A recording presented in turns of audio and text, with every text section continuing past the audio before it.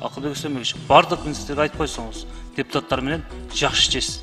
Биз ушул кыргыз элине жардам берели, сиздерге жардам берели, мыйзам жазайлы деген жакшы ниетте чалып атабыз. Сиз менен мындай тамашалашып чалып элекпиз. Кымбаттуу Айбек Жапарович, биринчиден эми туулган күнүңүз менен куттуктап коелу. Открыткабыз жетти, жетпей калды. Таза суу боюнча ЖГС экөөнү бириктирип койгонсуңар да Костройдо. Эмне үчүн бириктиргенсиңер? Ушуну бөлсөңөр болбойбу? Бири хозурашот, бири республиканский бюджеттен акча алат да. Бул бириктирген, бул акылга сыйбаган нерсе да. Бирок былтыркы жылдагыдай болуп калбаш керек. Дыйкандарга толук жетиш керек.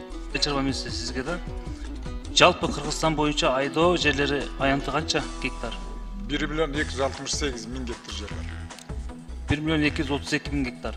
Акылбек Өсөнбекович, өзүңүз билесиз, ушундай дыйкандарга бөлүнгөн акчалар бул кайтарылбаш керек да. 22-жылы канча дыйканга силер кредит бердиңиздер? Айрыкча түштүк жергесинде дыйкандар бир сезондо 2 жолу түшүм алганга укугу бар да. Алса болот. Бирок өзүңүз билесиз, ушул аз пайыз менен берген кредиттер кеч бергендикке байланыштуу жетишпей да калат да. Ошону тездетип берсеңиздер.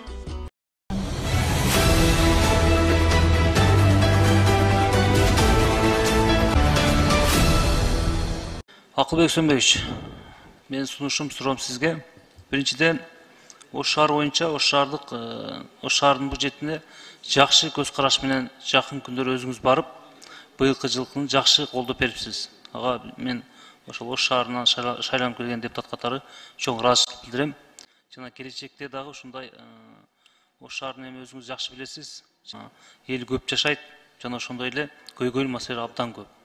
Былтыркы жылга салыштырмалуу 1 миллиардка сиз буга чейин айткан сөзүңүздү аткарыпсыз. Экинчиси, сиз жогоруда айтып кеттиңиз, Кыргызстанда 10 миң үй бүлөдөн ашык үй бүлөгө 100 миң сомдон беребиз деп. Бул дагы абдан жакшы. Айрыкча ушул биздин жеке ушул дыйкандарга жакшы да. Жана ошондой эле эч кандай залогу жок 300 миңге чейин алганга дагы шарт түзүп беребиз деп айттыңыз да. Бул өтө жакшы нерсе. Мен эмнени айтып кетким келет? Өзүңүз билесиз, мына айыл чарба министрлигинде турат. Биздин дыйкандар, айрыкча түштүк жергесинде дыйкандар бир сезондо 2 жолу түшүм алганга укугу бар да. Алса болот. Бирок өзүңүз билесиз, ушул аз пайыз менен берген кредиттер кеч бергендикке байланыштуу жетишпей да калат да. Ошону тездетип берсеңиздер. Айыл чарба министри, сизге өткөн жылгы 22-жылы канча дыйканга силер кредит бердиңиздер? Кредитпи? Канча дыйканга? Жана ошондой эле канча ашып калды силерде? Былтыр ашып калды деп айтып жаттыңыздар эле. Кредит 2 линия менен берилди, 2 проект менен берилди. ФСК 4 миллиард 778 миллион сом акча берилди. 8223 фермер алды ал боюнча. Жалпысы 10800 фермер каражат алды. Ашып калган боюнча айтыңызчы. Ашып калган каражат 1 миллиард 800 миллион айыл банкка которулган, берилген, ал толугу менен өздөштүрүлдү.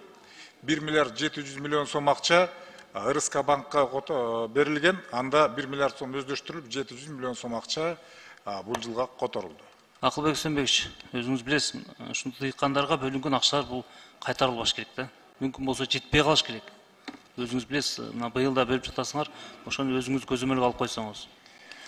Менин суроом айыл чарба министри, сизге да жалпы Кыргызстан боюнча айдоо жерлери аянты канча гектар? 1 миллион 268 миң гектар жер бар. 1 миллион 232 миң гектар. Ал быйылкы жыл оборотто боло турганы.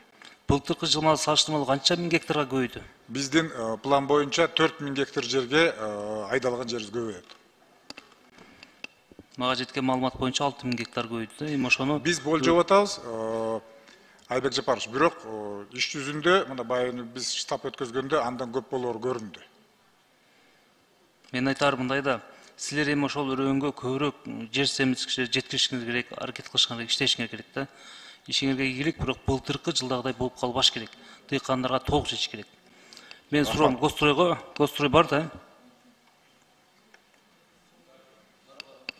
Бар.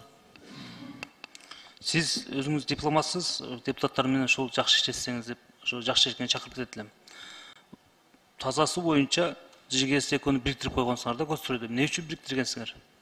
Ушуну бөлсөңөр болбойбу? Бири хозурашот, бири республиканский бюджеттен акча алат да. Бул бириктирген, бул акылга сыйбаган нерсе да. Урматтуу Айбек Жапарович, рахмат сурооңузга. Азыр өкмөттө каралып атат, жакында буюрса бөлүнөт. Буга чейин ушундай болуп калыптыр. Рахмат, бөлүш керек. Далай жол чалып алдыра албадым, байланышып. Жумуш ордуңузда жок болгонуңузга байланыша албадым. Биз менен ушу тыгыз иштесеңиз, биз ушул кыргыз элине жардам берейли, сиздерге жардам берейли, мыйзам жазайлы деген жакшы ниетте чалып атабыз. Сиз менен мындай тамашалашып чалып элекпиз да, байланыша элекпиз. Акылбек Өсөнбекович, бардык министрге айтып койсоңуз, депутаттар менен жакшы иштейсиз. Рахмат. Рахмат, урматтуу Айбек Жапарович. Биринчиден туулган күнүңүз менен куттуктап коелу. Открыткабыз жетти, жетпей калды. Бардык министрлердин баарын айтып атам.